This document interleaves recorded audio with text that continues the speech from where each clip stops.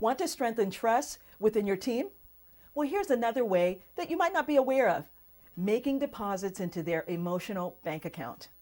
And you do this by, one, showing genuine appreciation by regularly complimenting them for a job well done, thanking them for their support, or acknowledging their unique skills. Two, practicing active listening and empathy, paying close attention when they are speaking, not interrupting or multitasking during conversations, and providing thoughtful feedback.